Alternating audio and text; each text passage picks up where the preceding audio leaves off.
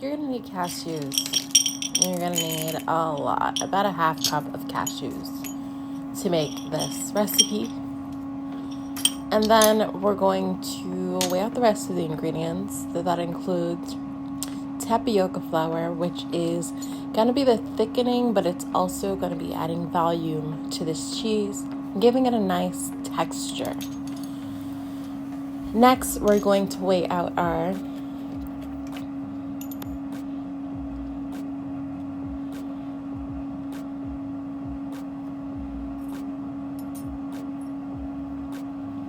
coconut oil. Now, this is the fatty part. This is going to add the fat. This is going to add the texture. Coconut oil is just such an amazing product. Next, we're going to add in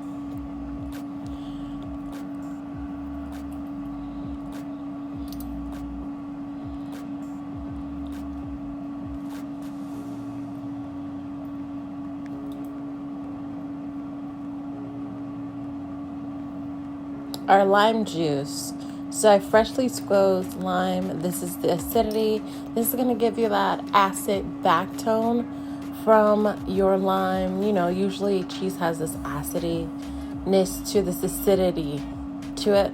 Next, we're going to have our boiling water. Now, this is going to activate our agar powder or kappa carrageenan, depending on what you're using to make your cheese.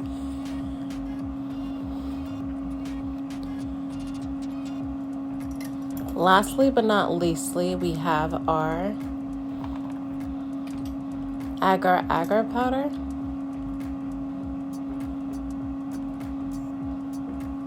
And our nutritional yeast and salt. So the nutritional yeast gives it the umami flavor. It gives us that taste. And then we have the salt, which gives us the saltiness. Obviously, agar powder is a seaweed-based thickener. This is going to thicken it. It's going to activate it. It's going to give us that glossiness. And you want all of these ingredients pre-weighed out. The full recipe will be down in the description bar.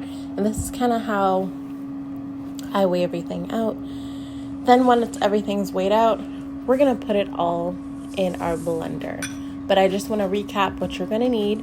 You're going to need boiling water, lime juice or lemon juice, cashews or sunflower seeds, depending on if you're allergic, nooch, salt, tapioca flour, and coconut oil.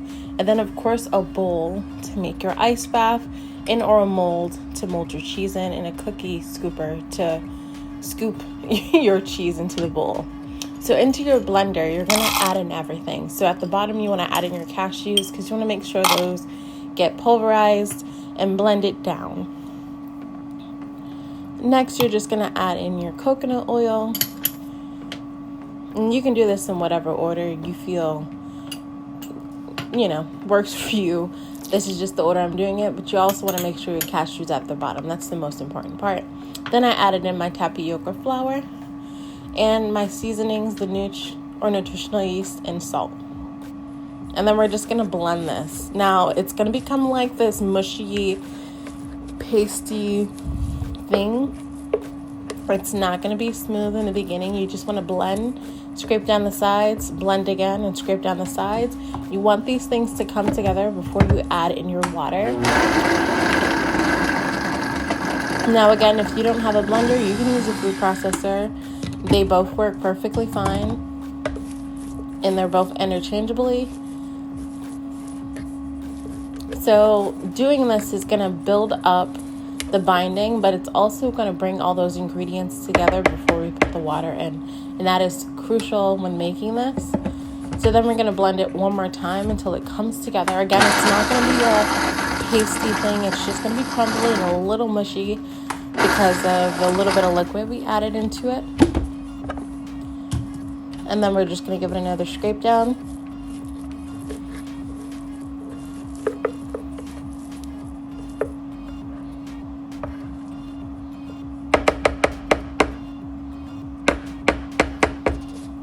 And there's just something about making something homemade that just works for me. There's a story behind it. There's love behind it.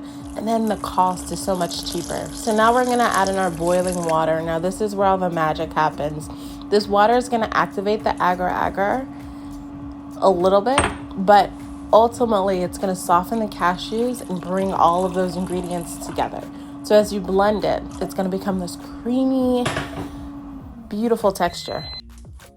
So it's so nice and creamy. It is pretty loose, but don't worry, this is going to thicken up as we continue this process. Now you're going to pour this into your pot or pan, whatever you're using.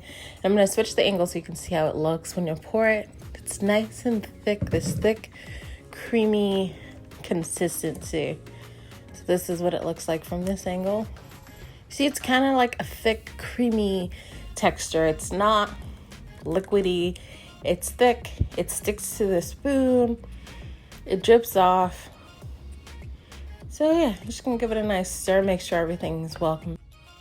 I'm going to take this over to the stove. I'm going to get it nice and warm.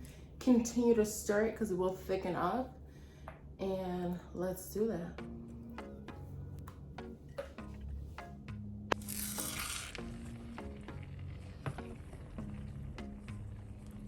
Actually fully activating, it is going to become this thick, clumpy thing. So you want to continue the service. You not want to walk away from this cheese because it will become one big clump. You want it to be a smooth clump. So you can see the little clumps, and I'm going to bring you in closer so you can see the clumps build up, and then you just want to stir these in. That is the agar activating.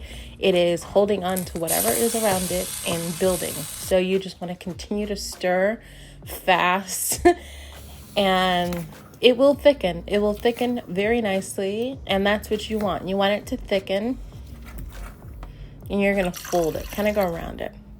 So once it's ready, it'll be nice and thick like this. It should drip off your spatula or whatever you're using like that. Then we're going to make an ice bath. So this is how I make mine. You can put yours in the fridge and let it chill, but I wanted to make mozzarella style balls.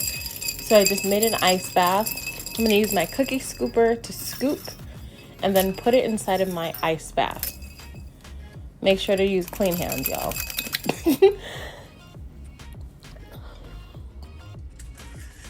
Add some more ice because it's not cold enough. Then we're going to put the ball right in there, and you can see it. It'll start to transform immediately, and you can see the color change. So we're going to get in a little bit closer as I made these. This makes about 8 to 10 mozzarella balls, depending on the size of your cookie scooper.